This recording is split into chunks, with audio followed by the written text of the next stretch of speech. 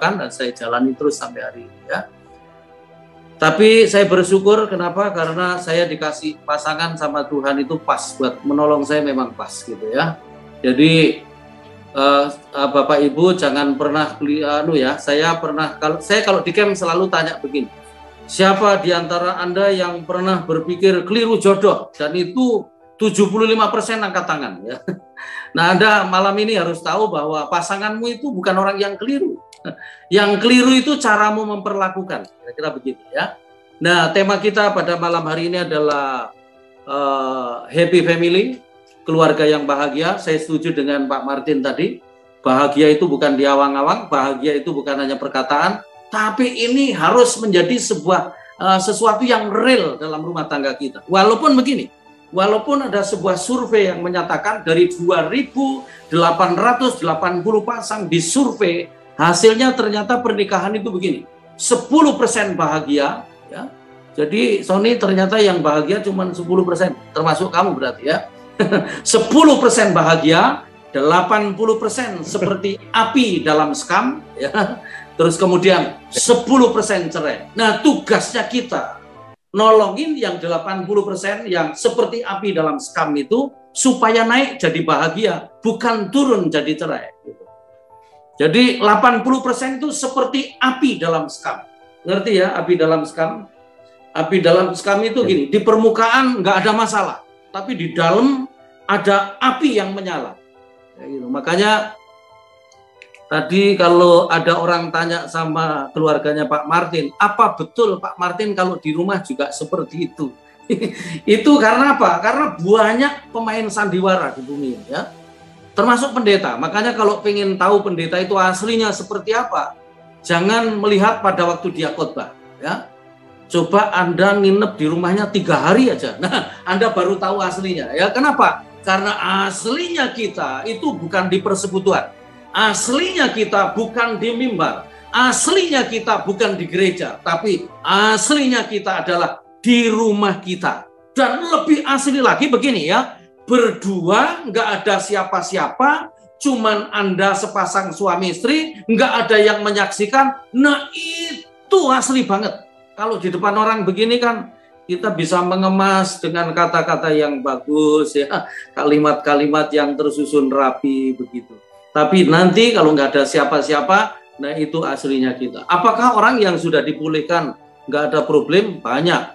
Tapi jalan keluarnya pasti beda dengan waktu dulu sebelum dipulihkan ya. Keluarga bahagia, saya cuma mau refresh beberapa tip ciri khas keluarga bahagia. Keluarga bahagia itu tandanya ada 4 ya. Nah ini Anda mesti tulis lagi dan Anda cek lagi dalam keluarga Anda. Ini pernah saya sampaikan di camp di sesi terakhir. Gitu. Keluarga bahagia, keluarga sehat, keluarga kuat itu tandanya ada 4. 1, bisa dinikmati. Nah gitu. Coba keluargamu bisa dinikmati nggak? Ya, suami bisa menikmati, istri bisa menikmati, ya anak-anak bisa menikmati, bahkan Bu Ren pun, pembantu pun harusnya bisa menikmati kalau ada di rumah Anda. Karena apa? Rumah Anda adalah rumah bahagia. Dan keluarga yang bahagia itu tanda pertama bisa dinikmati. Itu. Sekali waktu saya ngobrol sama alumni Pria Sejati dan Wanita Bijak di Medan. Kira-kira 35 pasang. Saya ngobrol sambil makan siang. Tiba-tiba ada seorang pria. Pria ini berdiri dan ngomong begini, saya bersyukur Pak, saya itu punya rumah tangga, saya betul-betul menikmati. Saya bahagia, saya enjoy, saya nggak pernah stres, saya nggak pernah tertekan, ya.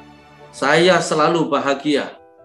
Lalu saya coba berdiri dan saya ngomong begini, biasanya sih Pak, kalau ada suami tidak pernah stres, itu istrinya yang sering stres.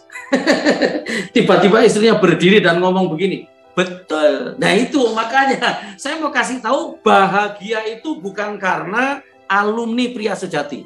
Bahagia itu juga bukan karena alumni Wanita Bijak. Bahagia itu juga bukan karena ke gereja karismatik. Bahagia itu bukan karena ke gereja Protestan.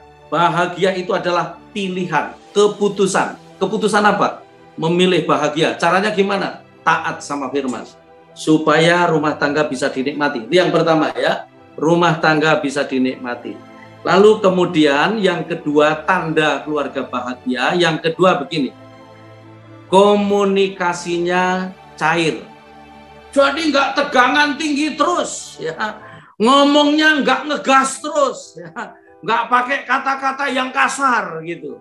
Komunikasinya itu cair sampai ada guyonnya, sampai ada baku seduh, berkelakar, cekakakan, ketawa gitu, ya.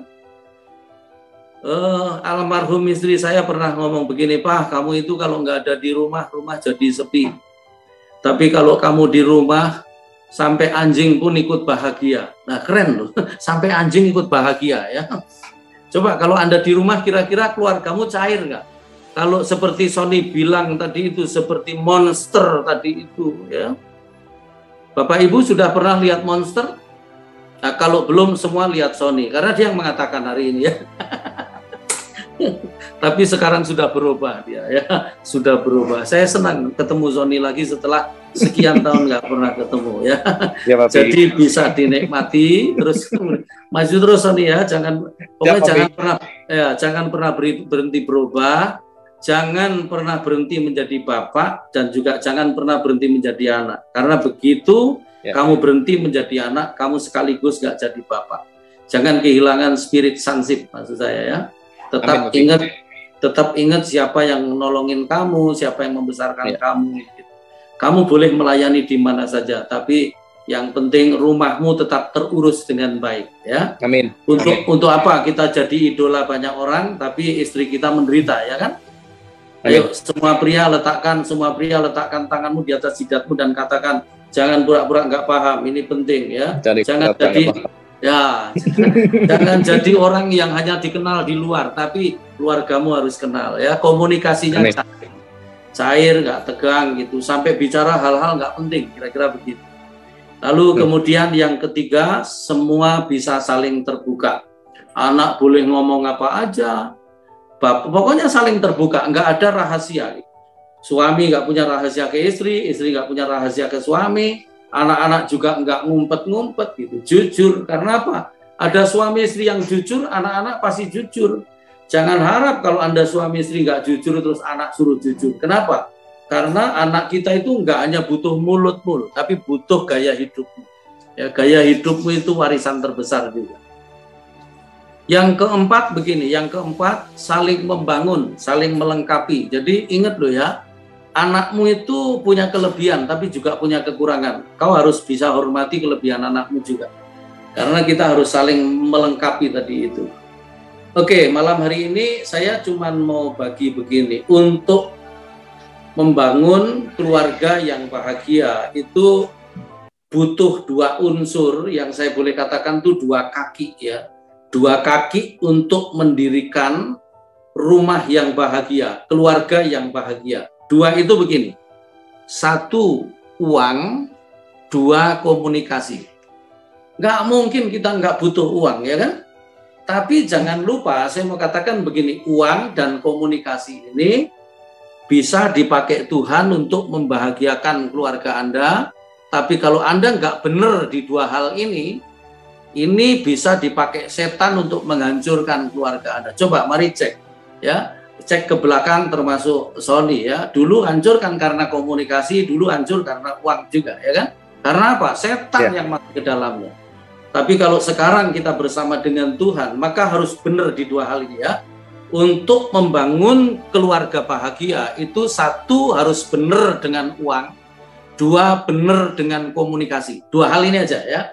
Nah, benar dengan uang itu gimana? Nah, saya ayatnya belakangan ya Pak Gus, saya cerita dulu. Tapi pasti ada ayatnya. Nanti kalau nggak ada ayatnya, nggak berohani, ya. Dan saya lihat ini para jidat ini sudah banyak ayat sebenarnya, ya. Nah gini, saya mau kasih tahu, ya. Benar dengan uang, benar dengan komunikasi. Nah, uang itu saya rasa begini, di sini banyak pembisnis, pasti sudah mengikuti berbagai macam prinsip, seminar, atau apapun namanya, konferensi tentang keuangan, strategi tentang keuangan, prinsip-prinsip keuangan. Tapi saya cuma mau ngajari dua hal, mau share dua hal buat kita semua, keuangan menurut firman, maksud saya. Nah, menurut firman hanya begini, keuangan kita itu harus begini, benernya begini. cara memperolehnya harus benar, itu satu ya. Yang kedua, cara menggunakannya juga harus benar. Nah, mari kita bahas bersama-sama tentang keuangan. Yang pertama, ini adalah kaki yang pertama, unsur pertama, harus benar dengan keuangan. Keuangan kita itu satu, harus benar cara memperolehnya. Yang kedua, benar cara menggunakannya. Benar cara memperolehnya itu begini. Mari kita lihat, ada satu ayat yang berkata luar biasa. Ayat itu terdapat di dalam Amsal pasal 10 ayat yang ke-22. Amsal pasal 10 ayat 22, ayat itu berkata begini. Berkat Tuhanlah yang menjadikan kaya, susah payah tidak akan menambahinya. Itu. Jadi cara memperolehnya itu begini. Kita hanya menerima, mengumpulkan berkat-berkat Tuhan. Artinya berkat Tuhan itu adalah kekayaan, uang, harta kekayaan yang diberikan kepada kita. Yang nggak seharusnya diberikan kepada kita, nggak usah. Kira-kira begitu. Jadi intinya saya mau ngomong begini. Cari aja yang halal. Kita sudah belajar di Pria Sejati ya. Apa saja yang kita lakukan yang menentang daripada peraturan, yang berlawanan kepada kebenaran itu adalah mencobai Tuhan. Dan kalau kita mencobai Tuhan, hukumannya adalah kutuk. Kutuk itu akan masuk ke dalam rumah. Jadi apa saja yang kita peroleh dengan cara-cara yang salah, dengan cara-cara yang melawan kebenaran, dengan cara-cara yang tidak layak, itu akan mendatangkan kutuk ke dalam rumah dan kemudian akan merusak kebahagiaan kita. Bapak Ibu kalau ke Ngunut, di Ngunut itu ada 2 kakak beradik kaya. Kakaknya sudah meninggal, sekarang tinggal adiknya.